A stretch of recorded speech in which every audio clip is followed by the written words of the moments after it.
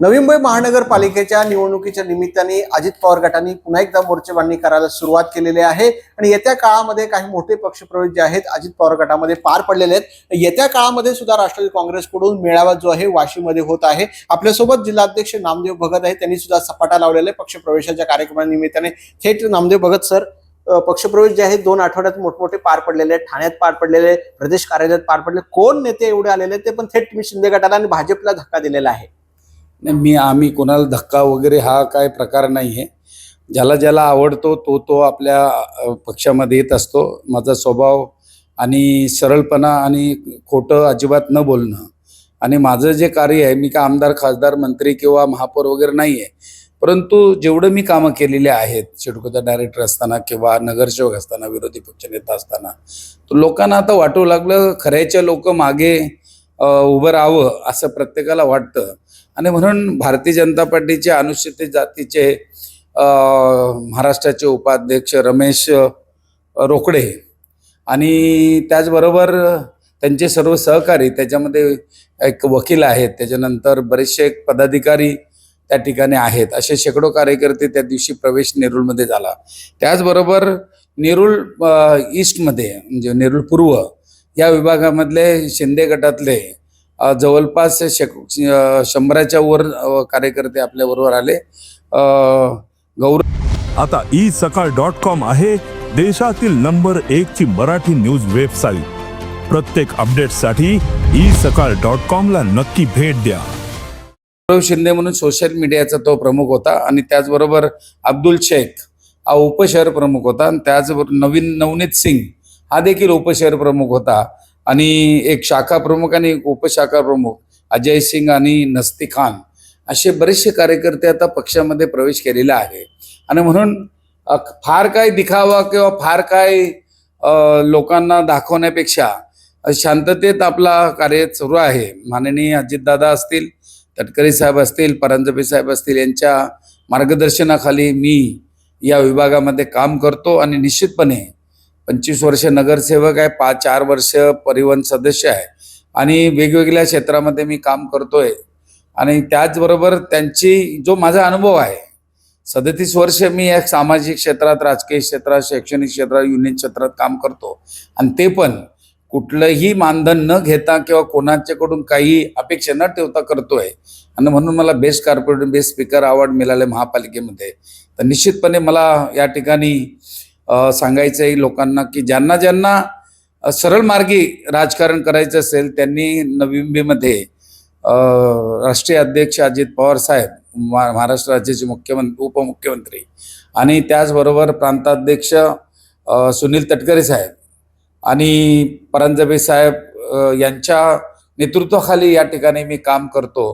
तर मला आपल्या सर्वांना सांगायचं की जर आपल्याला खरोखरच महानगरपालिकेमध्ये जो इच्छुक असेल त्यांनी आमच्या पक्षामध्ये जो राष्ट्रवादी काँग्रेसचा मेळावा पार पडतोय, विष्णुदास भावेला घेत आहे, कोण नेते येणार आहेत, कशा प्रकारे मोर्चेबांधणी महापालिका निवडणुकीने तुम्ही केलेली आहे?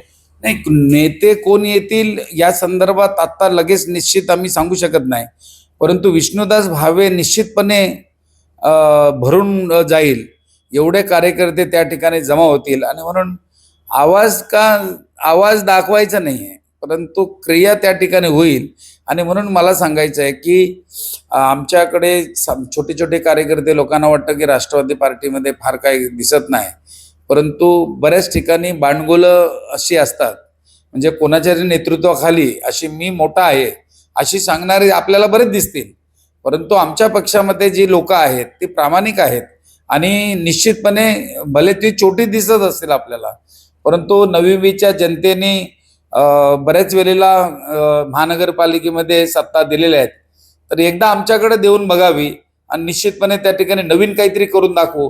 हे सुनियोजित शहर आहे नवी मुंबई, सिडकोनी वसवलेलं आहे आणि असं असताना देखील ज्या पद्धतीनं या परिसराचा विकास व्हायला पाहिजे तसं झालेला दिसत नाही।